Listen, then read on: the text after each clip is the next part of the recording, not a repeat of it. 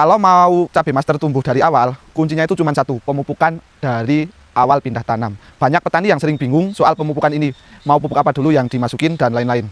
Sekarang kita kupas tuntas pemupukan tersebut bersama Bapak Asnawi yang kebetulan lagi nanam benih master yang umur 30 HST-nan. Mari kita kumpas tuntas di video yang satu ini. Cekidot. Soalnya antivirus itu adalah tipe RM yang sangat unik ya, beda dengan yang jenis-jenis yang F1 kayak yang toleran kayak gitu. Karena Oke, juragan, kita melanjutkan video yang kedua atau menyambung video yang tadi tentang bertanya kepada Bapak mengenai olah lahan. Sekarang tuh cabenya kira-kira berumur berapa? untuk di lahan ini cabai master saya umur sekitar 1 bulanan. Satu bulanan. Ya. Mulai pecah batang Y ya. Mulai pecah batang Y, ya. apa? Itu udah terlihat mulai pecah batang Y. Terus untuk waktu baru pindah tanam kemarin itu Bapak kasih pupuk apa aja? Waktu sehabis pindah tanam itu saya tunggu umur 15 hari. 15 hari itu masuk magnesium 2 sendok, ultradap 2 sendok, 16-nya 3 sendok. 16-nya 3 per sendok. 16 liter air. Itu dari umur 15 hari setelah pindah tanam. Iya. Oh. Terus untuk pupuk apa yang cepat beradaptasi buat benih master? Maksudnya gini, kenapa milih pupuk magnesium dan ultradap sama NPK itu buat pengocoran yang ini? Ya karena respeknya ke tumbuhan itu cepat ya. Cepat hijau. Yang daunnya. Iya. Dari segi pertumbuhan juga cepat. Iya. Kalau yang ini kan ngomong ke daun. Iya. Kalau untuk yang ke batangnya gimana dari pupuk tersebut? Ya untuk memacu pertumbuhan batangnya itu cepat juga. Cepat juga. Iya, cepat tinggi. Kalau dari segi batang yang setelah dikasih pupuk itu gimana, Pak? Ya batangnya cepat gede, lebih sehat ya, kuat ya. Lebih kuat gitu nah. Karena kan ya itu ibaratnya dikasih makan kan gitu kan. Jadi kan mungkin tanamannya sendiri ya merespon Merespon langsung dari akar ya. Iya. Terus pemupukan ini dilakukan beberapa kali seminggu atau beberapa kali sehari? 10 hari sekali kalau saya. 10 hari iya, sekali. 10 hari sekali. 10 hari sekali. Itu sistem kocor ya? Kocor. Untuk penyemprotan? Untuk penyemprotan, awal penyemprotan itu sehabis tanam langsung saya spray.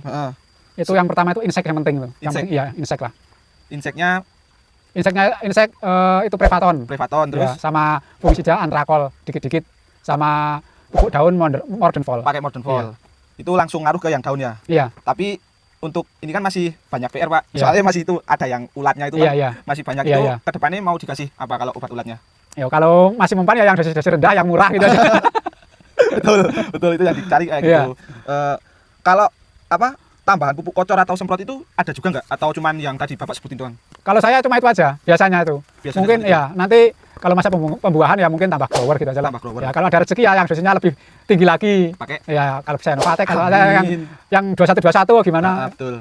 Ya kalau saya itu pengennya itu pupuknya itu secara apa ya? Secara timbangan itu dikit tapi nutrisinya banyak. Betul, kan ngirit ya. Ngirit gawean ngirit gitu kan. Ngirit waktu juga tidak terlalu capek. Betul kayak gitu. Itu yang Bapak ini mempunyai prinsip petani modern atau petani milenial yang hasil sempurna tapi mengeluarkan sedikit tenaga. Terus untuk penyemprotan insek sama funginya itu untuk benih master ini berapa hari sekali, Pak?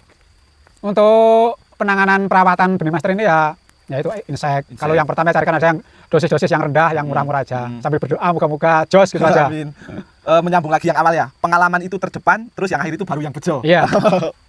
Kata bejo itu kalau saya itu bagian terakhir, jangan yang awal. Awal itu pengalaman dulu. Jangan ujuk-ujuk berbulan kata bejo-bejo tapi perawatan sak maune. Gitu kan. Berarti kalau di awal itu perang ya, Pak? Ya, perang dulu. Perang. Ini penyepraian awal dari setelah pindah tanam ini berapa hari? Umur berapa?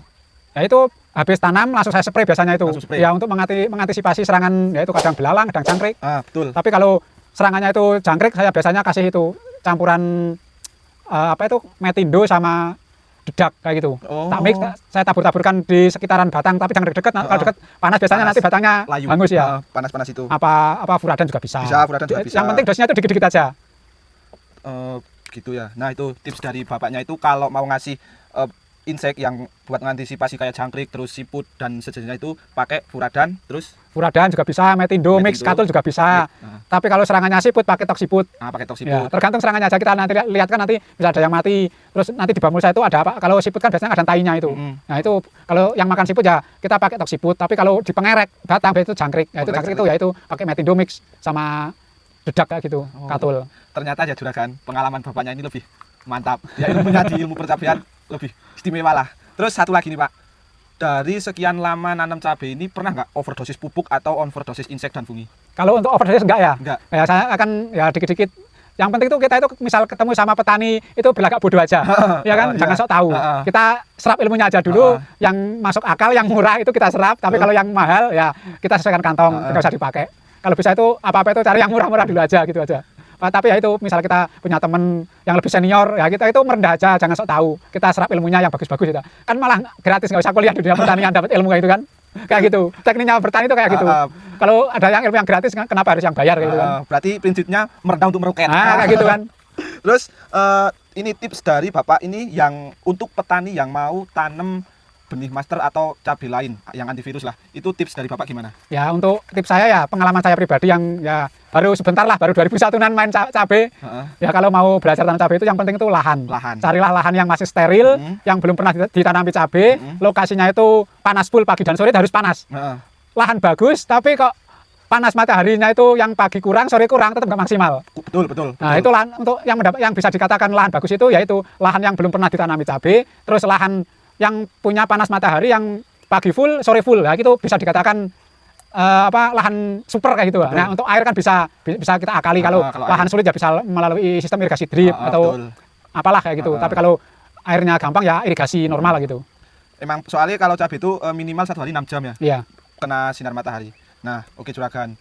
Untuk tips dari Bapaknya itu kayak gitu. Kalau mau nanam cabai, terutama untuk petani awal atau petani pemula itu cari lahan yang masih steril. Iya, masih steril. Kalau bisa yang setelah ditanami padi. Kalau yang setelah ditanami cabai itu perawatan agak susah. Ya kan? Itu serahkan pada yang petani-petani senior yang punya modal banyak. Jadi kan misalnya kita yang lahan udah bekas itu kan biasanya perawatan lebih pusing, lebih banyak kendala. Nah, kalau pemula langsung dihadapin kayak gitu, nanti udah down di startnya, wah repot nanti ke depannya, biasanya kayak gitu. Betul. Udah lemes di awal itu paling payah. Udah lemes di awal itu paling payah. Terutama ini ya Pak, kalau yang dari fase vegetatif jangan tergiur dari subur yang di awal. Iya. Mending subur di akhir, yang di awal vegetatif perjuangannya Pak. Iya. Soalnya antivirus itu adalah tipe RM yang sangat unik ya, beda dengan yang jenis-jenis yang F1 kayak yang toleran kayak gitu. Karena model antivirus itu emang untuk kelebatan buah nggak ada yang menandingi. Betul. Sangat jos untuk kelebatan, tapi minusnya ya itu gampang layu. Kalau kita nggak tahu triknya, nggak tahu metode awal buat lahannya. Betul. Kadang kan kesalahan petani-petani itu kan kebanyakan menyamakan antara yang toleran sama yang antivirus buat lahan itu sama saja. Kalau saya pribadi untuk pengalaman tetap nggak bisa sama. Pernah saya samakan tetap hasilnya yaitu nanti di cuaca pas bulan Januari, Februari itu yaitu serangan layunya. Mungkin karena pengalaman saya itu kan di lahan sawah ya. Mungkin kayak gitu, tapi misal ada yang berpendapat oh ini saya nyatanya pakai kohe aman-aman saja, mungkin karena suhu tanahnya beda juga bisa, tapi karena kalau biasa yang main di pegunungan terus main di lahan sawah mungkin akan tahu sensasinya itu nanti di pas bulan 1, 2, 3 itu kayak gitu. Betul, soalnya dari segi pH dan kontur tanah itu kalau yang pegunungan sama yang sawah itu beda tanahnya Pak. Wong pernah kemarin itu pengalaman 2 tahun yang kemarin itu orang ibaratnya ya biasanya main di gunung, main di sini, teknik bikin bedengan sama pupuk dasarnya sama di gunung bledos. Asli itu Pak, asli. Soalnya kalau yang di gunung itu kan bedengannya kecil-kecil. Iya, kecil-kecil. Kalau diterapkan di yang sawah atau yang MDPL rendah itu nggak jadi Pak. Iya. Susah itu bakalan, malah nggak bisa tumbuh itu. Iya. Biasanya kayak gitu. Ya, biasanya kan ya itu ditambahkan kan yang nanam kan orang tua. Mungkin mau tanya Riko sama yang lebih muda atau gimana atau yang biasa nanam di sini ya terus sudah ya, dia masih percaya dengan pengalaman pribadi di bapaknya itu sendiri, ya itu malah meledos di pas fase mau panen. Iya, betul. Nah, karena itu pupuk dasarnya itu terlalu over lah. Terlalu over. Nah, mungkin di sana kan main pupuknya over itu kan karena lahan sudah sering ditanami kayak gitu kan. Sama kalau di sini kan tanahnya kan gampang becek. Iya. Betul. Nah, kok disamakan di model tanah gunung yang gembur airnya langsung bablas hilang, ya mungkin kayak gitu. Betul. Nah, ini Juragan. Ini tips dari bapaknya yang nanam benih master dan sekarang masih berada di fase vegetatif. Di umur 30 hari ya Pak? Ya, sekitar 1 bulanan mulai pecah batang. Cabang Y. Besok untuk video selanjutnya kita lihat di umur dari fase vegetatif